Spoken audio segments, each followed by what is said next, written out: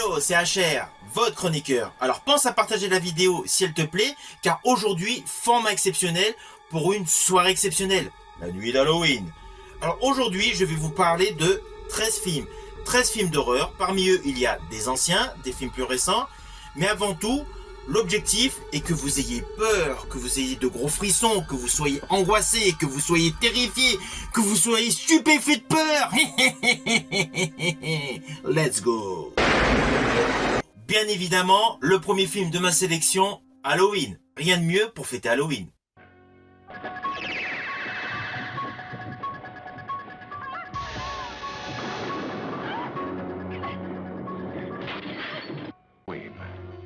The night he came home.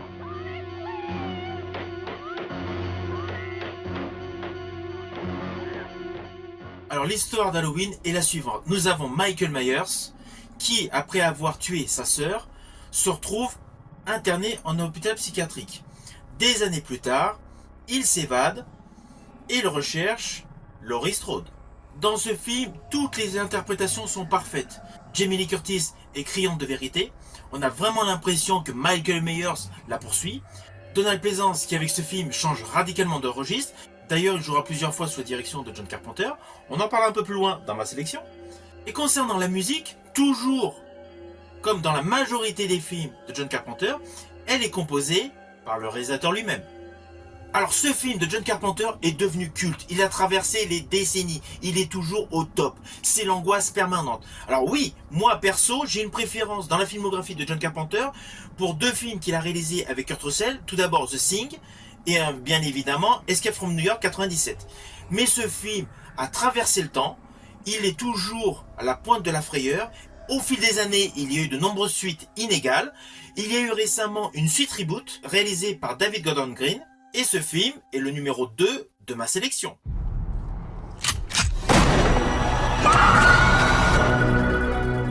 Alors dans cette suite, direct du premier opus, on retrouve tous les ingrédients du genre.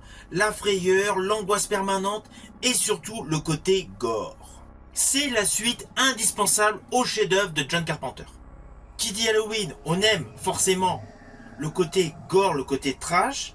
Nous allons aller plus en profondeur avec mon troisième choix, qui n'est autre que Jeepers Creepers de Victor Salva, qui a engendré 3 suites assez inégales.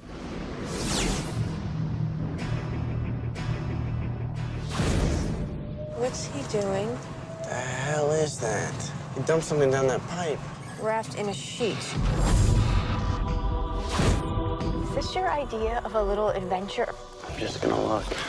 Hello? You know the part in scary movies where somebody does something really stupid and everybody hates them for it? This is it. I think he's dead. They never are. Jeepers Creepers. Alors l'histoire de Jeepers Creepers est la suivante. Nous avons Trish et Daryl, donc une sœur avec son frère, qui, ayant fini leurs études, partent en vacances, en voiture, pour faire des économies. Une première expérience négative se réalise, ils sont accrochés par un véhicule qui part à tout berzingue devant eux. Ils ne le voient plus, délit de fuite, quelques kilomètres plus loin, ils le découvrent à côté d'une vieille église. Et c'est là que finalement l'histoire du Jeepers Creepers prend son ampleur. Ils découvrent ce slasher d'un nouveau genre. Alors vous pouvez pousser l'aventure Jeepers Creepers vers l'opus 2, mais il faut s'arrêter là. Le 3 et le 4 sont très moyens. Mais on a tous les codes du genre avec le croque-mitaine, le côté slasher, voilà. Tout s'y retrouve, la pénombre, les bruits, la frayeur instaurée principalement tout autour des personnages qui sont victimes du Jeepers Creepers au fur et à mesure du déroulé de l'histoire. Alors concernant mon choix suivant, on change radicalement de style. Là ce n'est plus du slasher movie, là c'est plus les films de possession démoniaque et surtout d'entités diaboliques. Je pense au film culte de Richard Donner, La Malédiction. Your wife is in danger. This is not a human child. Don't let him kill me.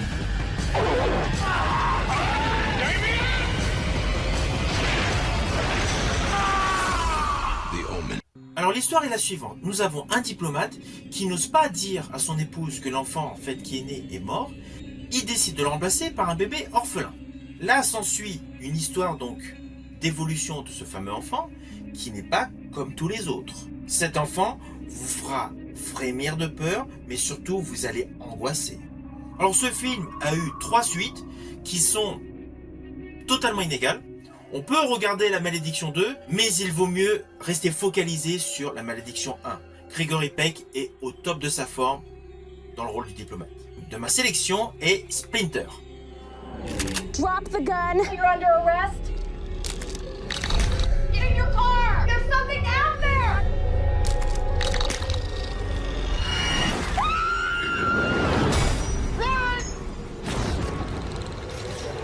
Watch the splinter. Don't want to stick you.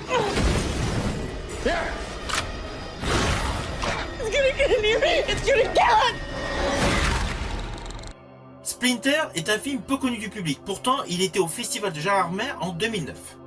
L'histoire est la suivante. Nous avons un groupe d'individus piégés dans une station-service qui, touchés par un mal incurable, se transforment en monstres épineux. Toute l'angoisse des films de mutation et de frayeur s'y retrouve dans cette logique scénaristique. Les effets sont de très bonne qualité, le film a une atmosphère assez particulière et certains pourraient dire que ce film pourrait être un mélange, un patchwork de toute la filmographie de George Romero et de John Carpenter. Peu de décors, beaucoup de frissons et surtout une frayeur constante et qui est graduelle au fur et à mesure que le déroulé de l'histoire se développe. C'est un autre genre de frisson par rapport à ce que j'ai évoqué précédemment, mais il assure de bonnes doses de frayeur et surtout beaucoup de jumpscares. Déjà, nous en sommes à plusieurs styles différents dans le domaine de l'horreur. Là, nous allons basculer vers un autre registre que j'affectionne particulièrement pour ce type de nuit. C'est l'association des genres thriller, policier et horreur. Je vais vous parler bien évidemment de Délivre-nous du mal. Qui es aux cieux, que ton nom soit sanctifié, que ton règne vienne, que ta volonté soit faite, sur la terre comme au ciel. Donne-nous aujourd'hui notre pain de ce jour. Pardonne-nous nos offenses, comme nous pardonnons à ceux qui nous ont offensés. Et ne nous soumets pas à la tentation.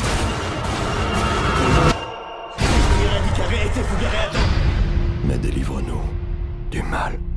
Alors ce film est totalement effrayant et angoissant. C'est une production Jerry Bruckheimer, ce qui change radicalement de sa filmographie habituelle où tout pète. Je pense notamment à The Rock, à Conner, etc. L'autre grosse surprise de ce film, c'est qu'il est porté par Eric Bana. Eric Bana qui est plus habitué à des rôles dramatiques, à des rôles épiques comme dans 3. Enfin, c'est un acteur plus de composition classique. Là, nous sommes dans une interprétation horrifique. Il y a un vrai mélange de genres au sein de ce film.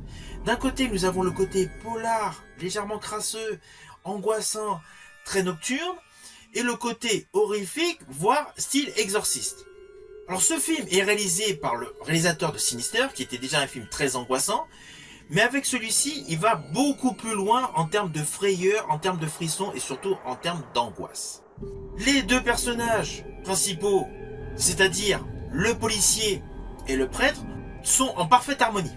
Alors l'histoire est vraiment étonnante car elle suit un policier et un prêtre non conventionnel qui enquêtent sur une série de meurtres très étranges avec un côté de possession au sein de la ville. Ce mélange de genres est particulièrement prenant. Vous êtes sûr avec ce film d'avoir l'estomac complètement noué. Une grosse frayeur vous attend. Mais avant d'aller le visionner, passons à ma 7e sélection. Je veux parler d'un autre film de John Carpenter, Le Prince des Ténèbres. Un fluide prébiotique donne naissance à une créature vivante, mais qui s'auto-organise d'ailleurs. Elle se transforme, oui, mais en quoi?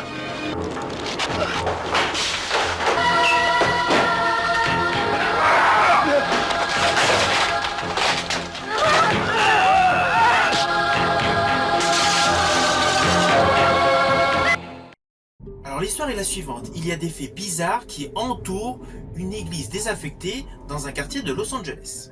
Au fur et à mesure de l'histoire, on découvre que cette église a été fondée par une secte. Après il y a la notion de dormeur des ténèbres, bref, je ne vais pas aller plus loin, faut que vous ayez la surprise. Avec ce film, John Carpenter accentue son côté culte pour les films d'horreur. Il maîtrise parfaitement les décors, son génie est à son apogée. Les screamers sont bien là, tous les codes du genre sont là, nous avons une belle confrontation finale et surtout de gros moments de terreur. Mais ne vous précipitez pas tout de suite pour aller voir ce film. Attendez mon 8e film, qui n'est autre qu'une adaptation de Stephen King, Shining, avec l'excellent Jack Nicholson. Petit cochon, allons ouvrez-moi donc. De me refuser l'entrée, il n'est pas question. Mon souffle, puissant comme la mousson, je ferai sauter la maison.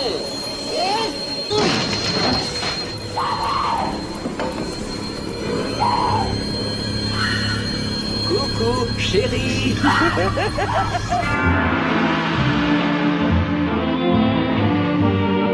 Alors l'histoire est la suivante. Nous avons un écrivain en mal d'inspiration qui va assurer le gardiennage du fameux hôtel Overlook.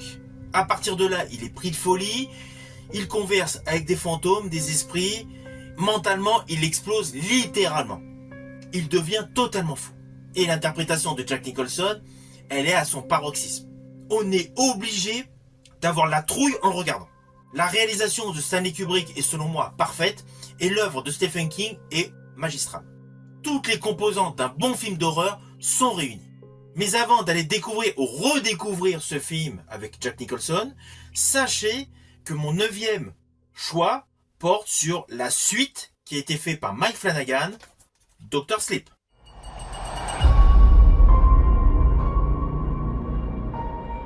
Salut. Tu m'entends. Tu as des pouvoirs magiques. Comme moi. Magique, je sais pas. J'ai toujours appelé ça le Shining. Oui, cours, ma chérie. Je te retrouverai. Et tu hurleras pendant des années. Viens jouer avec nous. À jamais. À jamais.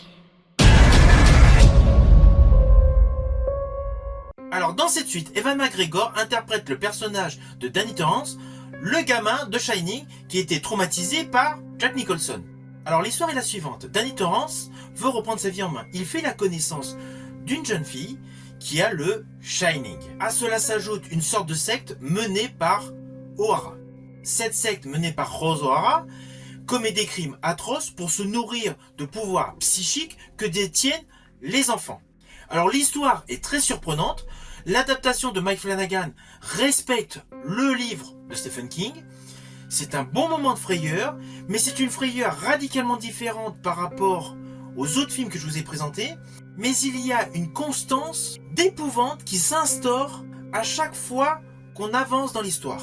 Et surtout, on a vraiment le sentiment que tout va mal se terminer. Ce qui est peut-être le cas, vous allez le découvrir. Mais avant cela, je vais passer à mon 10e choix. Alors ce 10e choix horrifique a un petit côté amusant, car je vais parler de Megan. Tu ferais mieux de courir.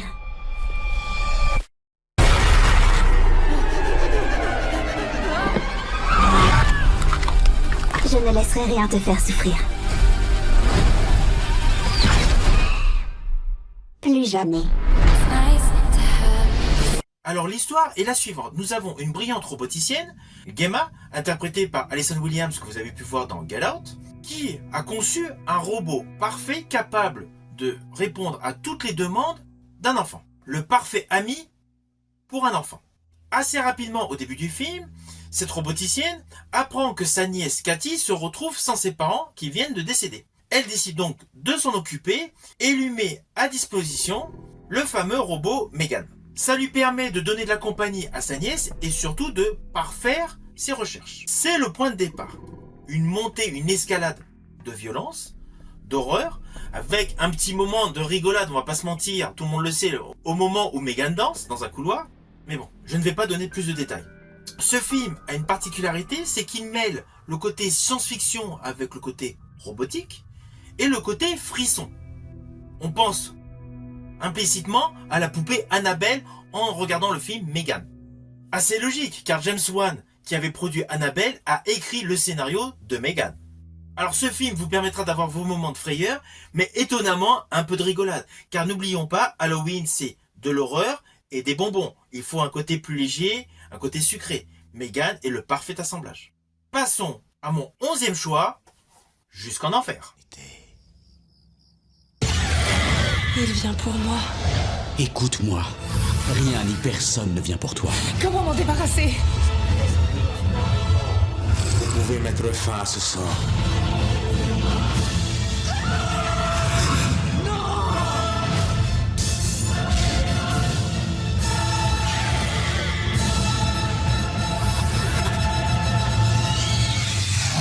Alors ce film est un bijou horrifique. Sam Raimi, le réalisateur de la première trilogie Spider-Man et surtout des Evil Dead, a parfaitement réussi son coup. Il y a une peur imperceptible qui se dégage d'entrée de jeu avec la vieille femme qui a des ongles très particuliers. Alors l'histoire est la suivante. Nous avons une jeune femme qui s'occupe d'accorder ou pas des crédits immobiliers. Pour impressionner son patron, surtout pour une évolution de carrière, décide de ne pas être en accord avec la cliente, cette fameuse vieille femme. Ce qu'elle ne sait pas, c'est que cette vieille femme a le pouvoir d'invoquer les démons, les vieux esprits. Une frayeur avec des effets visuels très développés, donc émaille ce film. Lorsque l'on regarde le jeu d'actrice d'Alison Lohman, on ne peut que penser, pour tous les aficionados du genre, à Sharon Stone dans La Ferme de la Terreur. Il y a beaucoup de points communs, beaucoup de repères, beaucoup de clins d'œil. Cela confère au film une plus-value horrifique. Passons à mon 12e choix. Alors ce choix peut paraître pour certains étonnant, car il n'est pas 100% horrifique, mais il y a des points de frayeur, il y a des jumpscares, il y a des screamers. Tous ces codes s'y retrouvent. De surcroît, ce film a permis un nouveau style sur le marché du cinéma.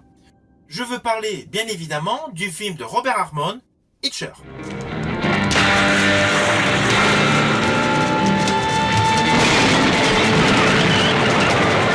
Hello, police? Stand where you are! I got frayed by this guy who picked up hitchhiking. Do you believe me? Do I look like a killer to you? Oh! Don't you know who he is?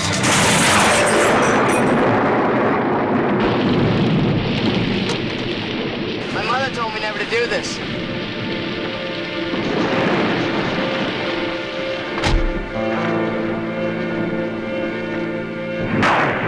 What are you looking at me like that for? The terror starts the moment he stops. The Hitcher. Alors l'histoire est la suivante. Nous avons un homme, Rutger Hauer, qui interprète un autostoppeur. Un jeune qui a un petit job qui consiste à livrer une voiture, décide de le faire monter.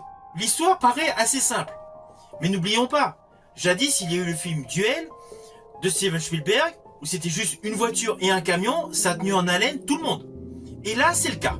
C'est le même genre de film, en termes de conception de base, mais vers un autre horizon. Là il va y avoir un effet meurtrier, un effet gore. Car l'homme qui montait dans la voiture, le personnage de Rutger Hauer, est le parfait psychopathe. Le psychopathe mais quasi intouchable, qui fait n'importe quoi pour détruire la vie du conducteur. Pourquoi ? Je vous laisse le découvrir dans le film. Il y a énormément de scènes atroces, on va pas se mentir, notamment je pense dans le snack, je pense vers la fin avec les camions, mais ce film est un condensé de thriller et de frissons. Selon moi, c'est un atout supplémentaire pour le découvrir ou le redécouvrir pour la nuit d'Halloween. Alors mon dernier choix, c'est-à-dire le 13e, est un film un peu plus léger en termes de frissons. Pourquoi me direz-vous ? Tout simplement, pour pouvoir passer une bonne nuit et ne pas faire de cauchemar, il vaut mieux terminer sur un registre beaucoup plus doux. C'est un film qui mélange comédie et horreur. Je veux parler bien évidemment du film Flic ou Zombie. Detective Roger Mortis has a problem. He's dead. But Detective Bigelow is bringing him back alive. Sit down. And Joe Piscopo are dead heat. You can't keep a good cop dead. Alors l'histoire est la suivante. Le point de départ, c'est un buddy movie. Un duo de flics enquête sur une série de braquages. À la suite du 6e braquage dans l'histoire, ils tuent les braqueurs, les cadavres sont ramenés à la morgue et là, la médecin légiste constate qu'elle les a déjà examinés. Voilà, nous avons un postulat de zombie. De fil en aiguille, des événements absurdes, horrifiques, amusants se déroulent, l'un des policiers devient zombie. À partir de cet état de choses, toute l'histoire se développe. Nous avons un buddy movie flic zombie. Le côté improbable, mais qui est amusant, qui par certains côtés rappelleront des films comme Reanimator, de Stuart Gordon. Il y a un côté kitsch, il y a un côté gore, il y a un côté horrifique, mais rigolo. C'est un film d'horreur qui vous permettra, avec vos potes, vos amis, de rigoler. J'espère que toute cette sélection de films vous donnera l'envie de les découvrir ou de les redécouvrir. Moi, personnellement, je vais me replonger dans le film Cut. It began as a class project. We have to do a graduation film, right? That movie was a nightmare. So what you're saying is there's some sort of a curse on this film.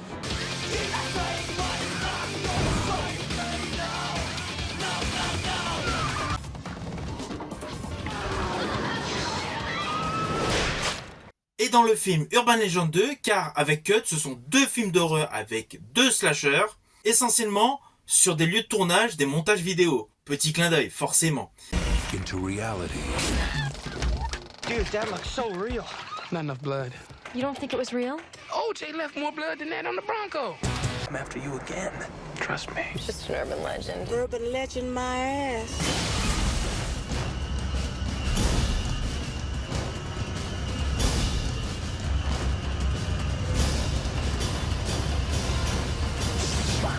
Urban Legends Final Cut. À bientôt pour une prochaine chronique.